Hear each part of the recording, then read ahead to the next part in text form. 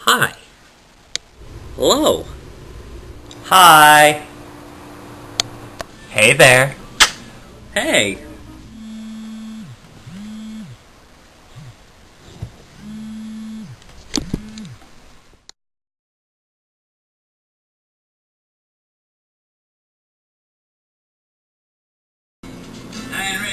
Hey there, sweet potatoes! So, I decided for today's vlog post, I'm going to make bread. Not just any bread, but homemade whole clove garlic bread.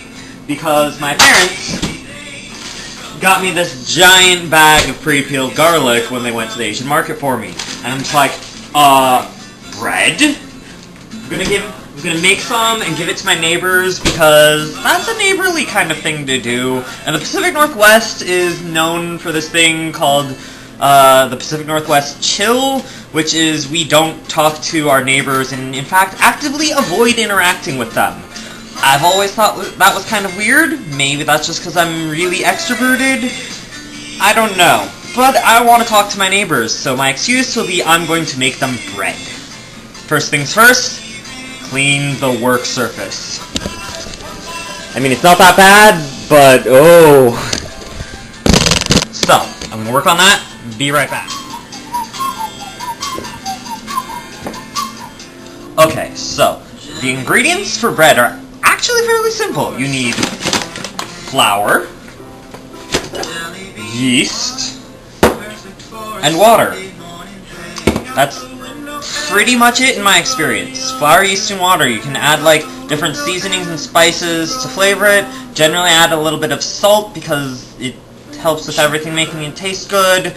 Sometimes some kind of oil to help with like texture, but really if it comes down to it, you only need those three things and time. That is the key ingredient. Time. Lots and lots of time. Patience. I'm probably going to watch a movie while the bread is rising. It's kind of a lot of sitting around. I like to do this on like a Sunday when I'm working on homework because then it's my chance to like sit at somewhere not in my room and get stuff done, but also feel like I'm making something productive that I can eat, that's tasty, and that people will love and I can share with my roommates. For this particular recipe, I'm gonna have, garlic as well. So, yeah, let's get started on that bread. First thing you have to do, it's kind of boring, but take hot water, not like boiling hot, but like you left the sink on the hot side for a while and let it get like, a little bit steamy, but not like so much that you can't touch it. I'm doing about 1.5 cups. Pour that in a big bowl with some yeast. I should probably be measuring this, but I've done this enough times that I'm not worried about it. I trust my cooking skills. I trust the yeast. I'm just gonna pour some in. If you like measurements, you can get like one of the packets of yeast, rectangle packets, or you can measure out like 1/4 of a tablespoon, something like that. I don't know. I just dump some in and say that looks good. And then it's not technically something I'd say it set as an ingredient, but a little bit of sugar. The yeast like it. It helps them like grow and reproduce and do all them yeasty things, because yeast are yeast. Yeah, so this actually has to wait for a bit, so I'm gonna go back to dancing. Alright, so still waiting on the yeast to finish doing their yeasty thing, but the oven is preheated, so I'm gonna put the garlic in the oven, because it is, roasted garlic bread after all, and roast it. Actually, you're looking mighty frothy. You should see. Look at all that froth. Them yeast doing their thing.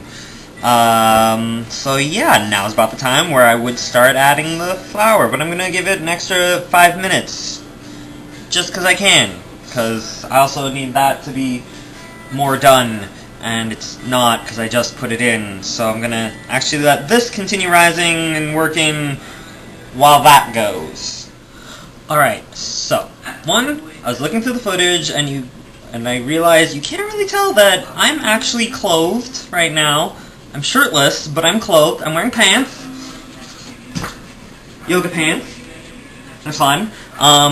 One way you'll be able to tell the bread is good is, or not the bread, the yeast, because it's not bread yet because you haven't finished making it. One way you'll be able to tell the yeast is done is you'll be able to smell it, and it'll smell like that kind of fresh baked bread, yeasty sort of smell, and it'll look really frothy, and there'll be like a layer of foam on the top, and it'll just be good. A lot of people like to use, like, you know, fancy food processors and, like, KitchenAid mixers. I like to do it by hand because I can, and I don't have, like, KitchenAid mixers and stuff, so use what you got. I got 2 hands. So what I'm gonna do is, well, actually, for that, first, I'm gonna add a little bit of salt, because a little bit of salt just does wonderful things to the flavor. Then I'm gonna add, well, 3 cups of flour to start. Flour. And beware, this is kind of a messy process. You will end up sort of covered in flour. That's okay, this is cooking. You can clean, you can shower, you can do whatever you need to afterwards to make you feel better. And I'm just going to take a sturdy fork, stir this until it looks kind of doughy and like it's holding together. And then I'm going to see, like, how sticky is it? Is it like I touch it and I come up with like globs of dough coming from my hand, or does it like stay there? In one instance, you might want to add more flour. In another instance, you might want to add a little bit of water. I'm going to add a little bit of olive oil, because this shit's tasty and good for you, and just a little bit of fat helps with the consistency of the bread, and blah blah blah, and it goes well with garlic. So I'm just gonna do it. I already did it, actually. It's too late. I can't take it out, especially since I started stirring again. This is actually getting to the point where I think I'm gonna lose the bowl. What I'm gonna do?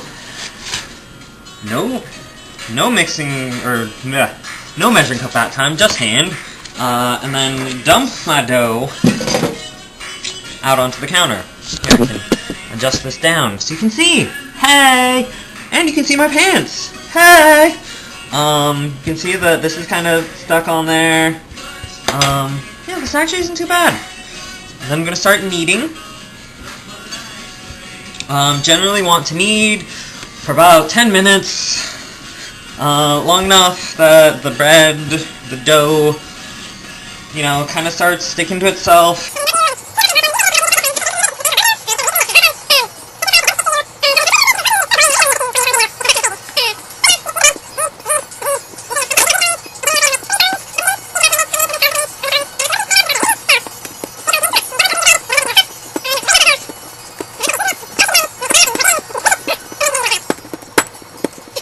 You know, this whole kneading thing would be a lot less uncomfortable for me if I hadn't just done an arm workout earlier today.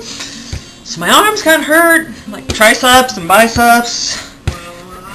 But using what I learned in my CPR classes, push from the shoulders. That way, you know, I'm letting gravity do most of the work as opposed to the muscles in my arms. Which means I won't get tired as quickly, hopefully.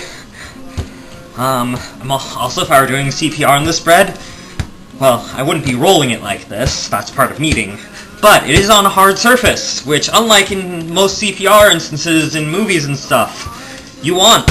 Because if you're doing CPR on a bed, the bed bounces and it absorbs some of the push that you're giving, kind of like a shock absorber. Which means you aren't giving effective CPR, because the point is, you're trying to compress the chest. And that just won't fly on a bed. So, if you're ever doing CPR on someone and they're in a bed, move them to the floor first. Okay? Remember that. Move them to the floor first. Assuming that they're in a...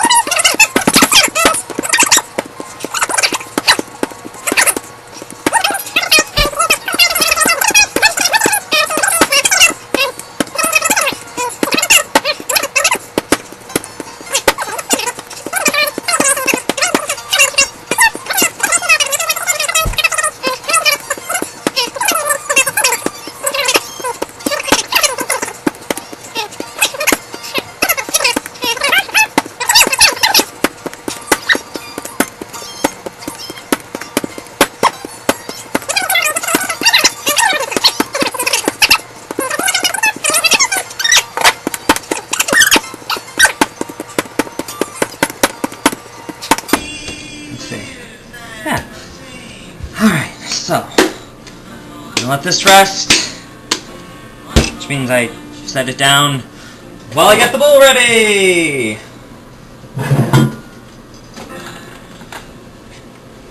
I'm just using vegetable oil in this bowl because I don't have that much olive oil, and why waste olive oil? Especially if it's good olive oil. The bread doesn't care because it's bread, and the yeast, I mean, they don't care because they're yeast. This might actually need a little bit more flour. Sticking to things just a little bit.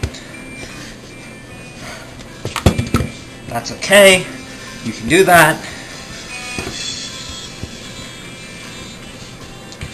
It goes fairly quickly. Just half a handful of flour. Work it in real fast.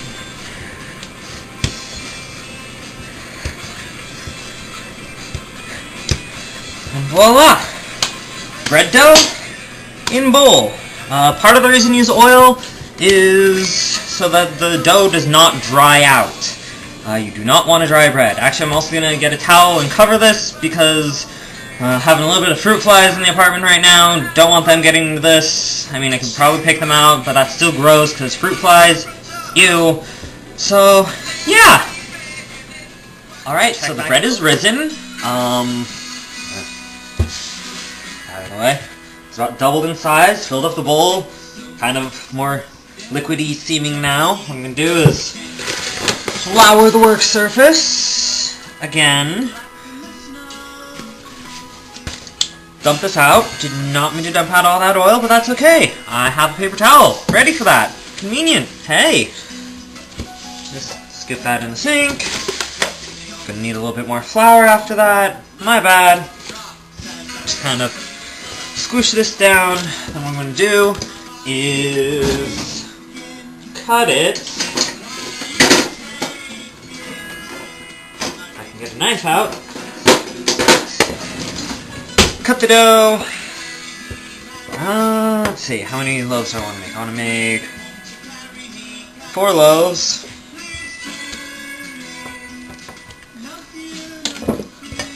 4 loaves. Juggle with bread dough. Yes. Ooh. Let me form it real fast. And we're gonna try this. We're gonna see how it goes. Yeah? Let's do it. Oh yeah. Oh yeah. Juggling bread dough. Mmm. Garlic's roasted. I've let it cool. What I'm gonna do is I'm gonna take some garlic, put a handful in each little loaf here. Give me some garlicky bread, but hey, garlic bread, that's kind of the point, right? Right. And just sort of mush it up to spread the garlic around. And garlic's kind of soft because it's roasted, so that's what it's supposed to do. I'm going to set it on this baking sheet that I coated in cornmeal.